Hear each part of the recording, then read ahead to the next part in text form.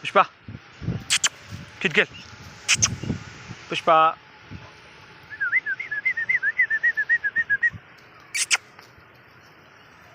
पुष्पा ए जी अपनी पुष्पा पुष्पा बिजली यार आती है बिजली यार ही जाती है ना पता लगता कितों तुहाडे पैरों च आ जाती ना ना ना ना छाल जंप ना मारी कपड़े ना खराब करी हट जा इनका एक ही काम है जो मैं खड़ा हाँ छाल मार के सीधा मेरे सीने ते या छाल मार के सीधा मेरे लक हट जा हट जा नहीं नहीं इन्होंने मैं तां ही नहीं छड्डिया इन्हें मस्ती बड़ी करनी है देखिया ये पूरी बिजली है बिजली देखा ना बिजली यार चले गई है हाँ वापस आ गई है नहीं इन्हें टेक के तो एक जगह खलोने वाला काम है ही नहीं ना जिन्ना जानवर वलैती अपनी नस्ल अच्छा होएगा उन्ना ही वो करंट वाला तो फरतीला होएगा ठीक है जिन्ना सुस्त होगा ठीक है उन करंट घट होएगा समझो उन्होंने कोई ना कोई क्रॉस ब्रीड जरूर हैगी यानी उन्हें गुआटी का क्रॉस आ गया उन्हें माँ च या प्यो च जोड़ा प्योर वलैती ब्लड होगा ना नस्ल जोड़ा प्योर होएगा उन्दियां करतूतां दे विच आ काम जरूर आऊगा तेज़ी जरूर होगी ठीक है पुष्पा हे पुष्पा किट गल शाबाश पुष्पा नहीं नहीं करो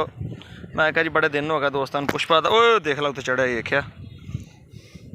बड़े दिन हो गए पुष्पा का दीदार नहीं कराया तो पुष्पा चेक करवा दी गई तुहानू पुष्पा कित गल नहीं हट जा चल घर चलिए चल वापस